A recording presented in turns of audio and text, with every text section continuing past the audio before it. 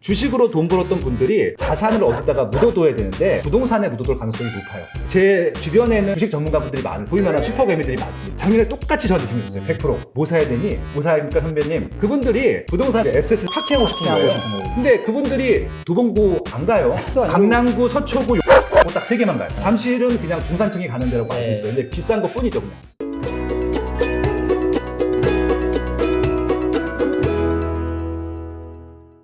안녕하십니까 매부리TV 시청자 여러분, 매일경제신문사 손동우 부동산 전문기자입니다. 오늘은 김학렬 스마트튜브 부동산조사연구소장님 자리에 모셨습니다. 안녕하세요 소장님. 네, 안녕하세요. 올해 부동산 시장 전망을 얘기할 수밖에 없을 것 같은데 많은 전문가분들한테 여쭤보다 보면은 거의 하나같이 상승한다 라고 나와서 소장님께는 한번 질문을 다르게 던져볼게요. 네. 떨어질 확률 진짜 없나요? 아니, 떨어지는 곳도 많아요. 떨어질 곳도 것도 많다고? 네. 근데 이제 평균적으로 보면 수치상으로는 올라갈 것으로 예상이 되는 것들이죠. 네. 일단 그런 예상들은 100% 틀려요. 그러니까 틀리면서 계속 예측을 하는 것들이거든요. 네. 그래서 수치를 보시는 게 아니라 오른다라고 한 사람들은 왜 오른다라고 하는지 그 이유를 보시는 게 맞고요. 떨어진다고 하시는 분들은 왜 떨어진다고 하시는지 그 논리만 보시면 맞거든요. 근데 오늘 뉴스에 어저께 발표를 했겠죠. 한국 부동산에서 안 한다고 했죠. 놀라운 걸 했어요. 전망을 안 하겠다고 하는 거예요. 처음이었어요. 그 본분을 잊은 거거든요. 그렇죠. 우리 맞추라고 한 게 아니잖아요.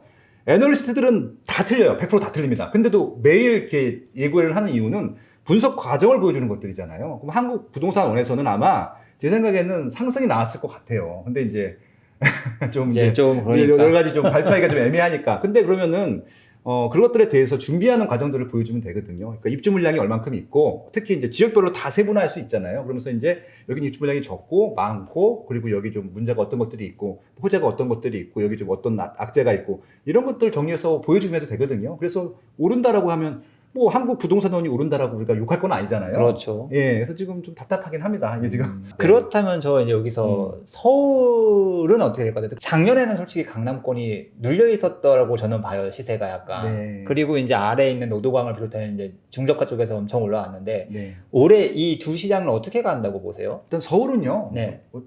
1등이 강남구고 이제 25위가 도봉구인데 뭐 볼 것도 없을 것 같아요. 다 오르나요? 예, 그러니까 지금 다른 이유로 좀 오르고 있는 것들이고요.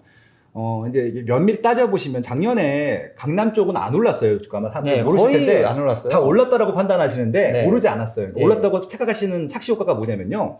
신규 아파트 분양가가 쌌잖아요. 그렇죠. 신규 아파트들이 첫 거래가 될 때 분양가 대비 오른 거지 시세가 오른 게 아니거든요. 구축들 보면 안 올랐어요. 네, 거의 안 올랐죠. 예, 그러니까 오히려 노도강 금강구처럼 좀 저렴한 지역들이 올랐고 경기도나 인천권들이 올랐거든요. 착시거든요. 그러니까 평균을 보게 되면은 우리가 체감하는 것보다 훨씬 낮아요. 그 말은 안 오른 게 많다는 얘기거든요. 그러니까 올라간 거랑 안 오른 거 합쳤을 때 평균적으로 올라갔다는 것들이기 때문에 여기 중요한 거는 어떤 게 오르고 어떤 게 내려가는지를 봐야 되는데 지금 서울 같은 경우는 실거주 시장이거든요. 네. 투자 목적, 투기 수요 이것 때문에 올라가는 게 아니에요. 근데 이제 지난 2020년 동안 강남권이 안 올랐던 이유는 2019년도에 너무 많이 올랐어요. 너무 올랐죠. 예, 그래서 좀 쉬어가는 타이밍이었었고 정부 규제도 심하긴 했었죠. 뭐 토지거래 허가 구역으로 뭐 대치동, 청담동, 잠실동, 그다음에 잠삼대청, 삼성동까지 예. 네.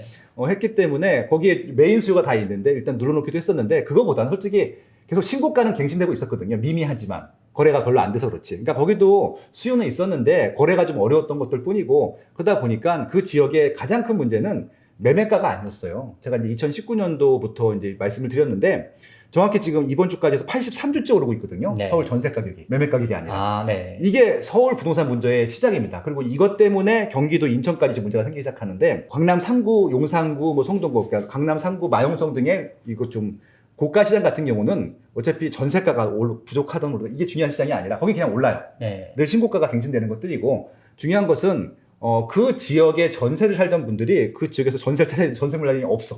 그러다 보니까 그 밑에 지역 한 단계 아래, 두 단계 아래 지역까지 찾다 보니까 서울은 지금 없는 거예요. 그러다 보니까 싼 지역 가서 지금 전세가 없으니까 매매로 터닝되는 수요도 생겼습니다. 그게 바로 이제 노도강 금강구에 지금 매매 터닝이 돼서 시세가 올랐던 것들이고요. 이게 2020년도의 현상이고 지금 노도강 금강구도 많이 올라서 경기도랑 인천도 지금 오르고 있어요. 많이 올랐죠. 거기까지 네. 지금 연결된 게 2020년 마지막 시장이었고요. 그게 지금 계속 이어지고 있다라고 봐주시면 될 것 같아요. 그렇다면 제가 궁금한 게 이제 저는 이제 강남권 시장을 많이 이제 네. 봤는데 실제로 안 오르다가 네. 얼마 전부터 이제 아크로 리버파크나 아크로 리버뷰 같은 데서 신고가가 이제 찍히기 시작했잖아요. 네. 한동안 눌려 있었는데 네. 강남권은 그럼 좀 다시 불안해질 가능성이 있다고 보시는 건가요? 근데 강남권을 들어갈 수 있는 수요층들은 좀 한정이 돼 있어요. 솔직히 말씀드릴게요. 그냥 비싸요.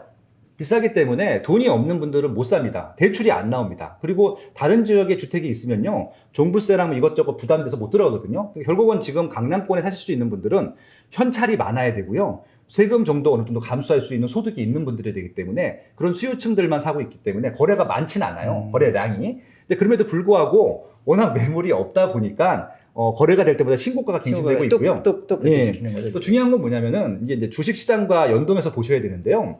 아마 2020년도 같은 경우는 부동산 시장은 거의 그렇죠. 인기가 없었고요. 네. 주식시장이 거의 싹쓸이를 했거든요.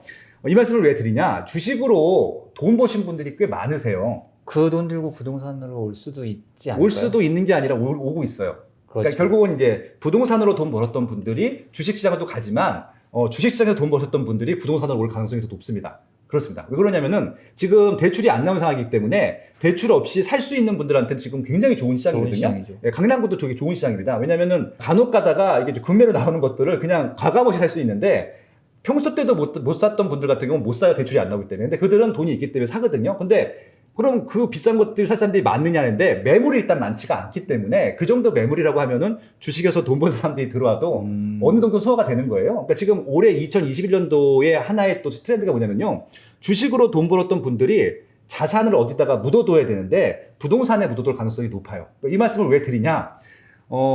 제 주변에는 주식 전문가분들이 많으세요. 정말 소위 말하는 슈퍼개미들이 많습니다. 막 몇백억대, 천억대 투자하시는 분들이 있는데 작년에 똑같이 저한테 질문했어요. 100%. 뭐 사야 되니? 뭐 사입니까 선배님? 이거 제가 엄청 질문 받았거든요. 그래서 결국 산 분들 많고 계약하신 분들이 많아요.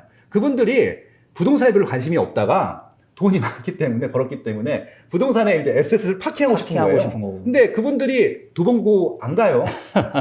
예, 그러니까 강남 3구하고 솔직히 마용성에서도 안 가고요. 용산구 딱 하나입니다. 강남 3구도 아니에요. 용산구도 아니고 강남구, 서초구, 용산구 딱 3개만 가요. 예. 다른 데 보지도 않아요. 송파구도 잠실도 아리까리 하잖아요. 잠실은 그냥 중산층이 가는 데라고 알고 예. 있어요. 근데 비싼 것 뿐이죠. 그냥 많이 올랐으니까. 예. 결국은 그런 수요층들의 수요는 따로 있는 것들이고, 이건 일반인들이 따라할 수 있는 수요가 아니잖아요. 그 외 지역과 그 지역은 좀 별도 수요로 보시는 게 맞을 것 같다, 이렇게 보는 거죠.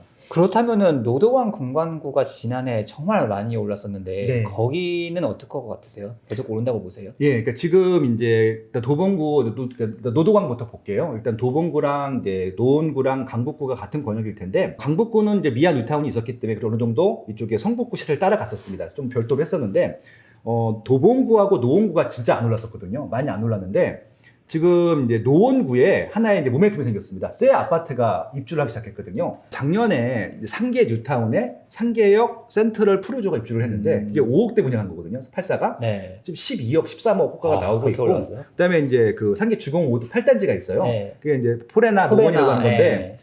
15억이 됐어요. 포레나, 그렇죠. 그러니까 예. 결국은 이제 그 아파트들이 상한선을 딱 올려주다 보니까 그 밑에 있는 지역들의 아파트들이 그냥 끌어올라. 아무리 구축이지만 입지 여기가 더 좋은데, 특히 중계동 같은 경우는 입지가 더 좋잖아요. 그렇죠. 훨씬 항구가 좋죠. 끼고 있고 은행나무 중계동 사거리. 예사가 예. 있기 때문에 거기 이제 뭐 권영 3차, 청구 3차 대장 아파트들이 있는데, 갑자기 10억 절대 못 넘어왔던 9억 밑에서 놀던 아파트들이 갑자기 12억으로 쑥 점프를 해버려요. 그런 상황이거든요. 그러다 보니까 그 아래 단계에 있는 아파트들도 따라 올라가죠. 결국 상한선이 올라가다 보니까 올해는 상한선 오르는 아파트들을 기준으로 해서 아마 괜찮은 입지에 괜찮은 인기 있었던 아파트들은 구축이라도 아마 올라갈 가능성이 높은 거죠. 그렇다면 아까 말씀하신 것처럼 서울 오르고 네. 그다음에 경기도도 웬만한 데 다 지금 오르고 있다. 서울까지 출퇴근할 수 있는 입지들하고, 예, 뭐 용인이네 이쪽. 예, 그다음에 또 지역 내에 또 거점 지역들이 네. 있어요. 뭐 동탄이라든지 뭐 이런 광교라든지 뭐 그런 것들은 오를 가능성이 높죠. 그럼 약세를 보일 곳은 어디일 것 같으세요? 그러니까 제가 지금 언급하지 않은 지역들 있고, 여러분들이 전혀 언급하지 관심이 않은. 없는 지역들 있잖아요. 네. 그러니까 소위 말해서 내가 뭔가 집 살려고 생각할 때 머릿속에 안 떠오르면은 그러니까 이제 제가 최근에 이제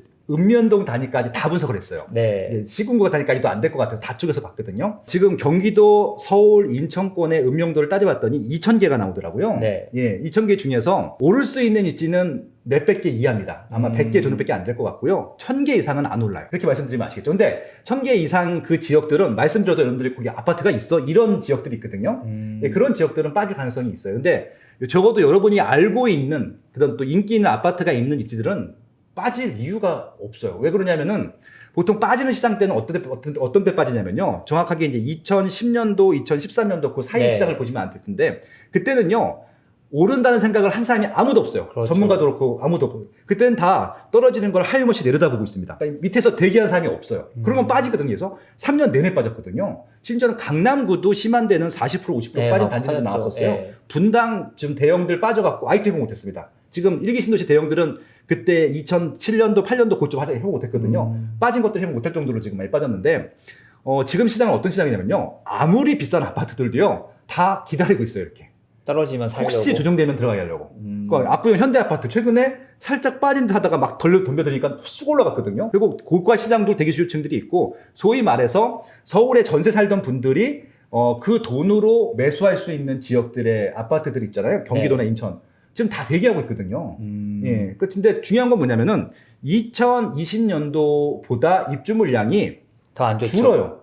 심지어는 서울은 거의 절반 정도 줄고요. 그러니까 작년에 5만 세대였는데 올해 2만 8천을 줄고 경기도도 약 한 3만 세대, 4만 세대가 줄거든요. 그러니까 지금 이런 상황입니다. 당연히 지금 물량이 준다는 거 알고 있는데 부동산에 조금이라도 관심 있는 층들 같은 경우는 대기하고 있지 않을 수가 없잖아요. 예, 그런 부분들인 것들.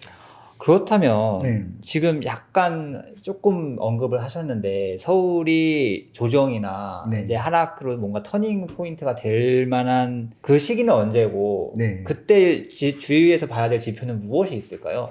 일단은 전세가만 무조건 보고 계시면 돼요. 전세가만요. 예, 전세가가 빠지지 않는 이상, 그러니까 작년이 굉장히 좋은 기회였고 2019년도도 되게 좋은 기회였거든요. 굉장했죠. 그때 할리우드시티 들어올 때 그때 말씀하셨죠. 그러니까 2018년도가 저는 이번 정부에서 부동산 시장을 잡을 수 있는 정말 절호의 기회였다고 생각을 합니다. 근데 갑자기 엉뚱한 정책들이 나오는 거예요. 갑자기 시장에 거래될 수 있는 매물들을 냅뒀으면 되는데 그것들을 알아서 다 없애주는 거예요. 실거래 요건 강화하다 보니까 새 아파트가 들어왔는데도 들어갈 입주비 없고 2019년도 4만 8천 세대, 2020년도 5만 세대가 입주하는데 그 물량들을 하나도 못 살렸어요. 그냥 냅뒀으면 그냥 전세가가 빠지기 시작했었거든요. 전세가가 안 빠진 게 지금 이 시장의 문제인 것들이에요. 그러다 보니까 결국은 이 전세 문제들을 해결해야 되는데 2020년도에 이 정책 규제대로 가면은 정책을 바꾸지는 않을 거잖아요. 그러니까 임대차 입법이 일단 없어야 되는데 그거 있는 이상 계속 계약금지 청구권이니 실거주 요건 강화 때문에 전세 매물이 안 나올 거거든요. 일단 전세 시세가 계속 올라가는 이상 매매 시세가 내려올 수 있는 조건들은 아니거든요. 결국 그래서 실질적으로 임차 물건들이 많이 나올 수 있는 정책이 나오거나 아니면 진짜 실질적으로 입주 물량이 많거나 두 가지가 결합이 돼야 되는데 당분간은 없어요. 그 계획이. 그렇죠. 없죠. 예, 그러니까 지금 3기 신도시를 좀 빨리 하겠다. 그다음에 역세권 고밀도 개발 하겠다. 그분들이 지금 급한 거예요. 마음은 급하죠. 근데 지금 3기 신도시도 한 3년에서 아니 3년이 아니라 한 5년에서 10년 걸리고요. 그렇죠. 서울 고밀도 개발은요. 더 많이 걸릴 거예요. 제 생각에는. 제가 알기로는 서울 고밀도 개발이 박원순 서울시장 때 역세권 개발 많이 했는데 그 굉장히, 전에 예. 오세훈 시장 때도 시프트도 고밀도 개발이었어요. 용적률 더 주면서 장기 전세 이런 네. 것들. 이미 그 김영삼 대통령 때도 나왔었고요. 아, 그래요? 이미 다 있었어요. 근데 못했거든요.